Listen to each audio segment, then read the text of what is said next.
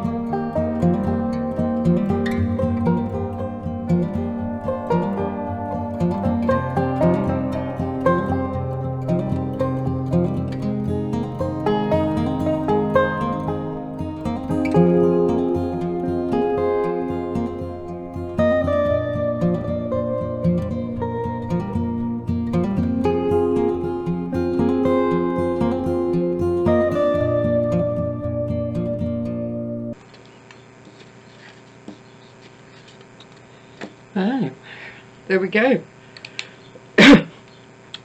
Excuse me. 3 quite simply decorated envelopes. They don't have to be super duper complicated. You just need your main focal points.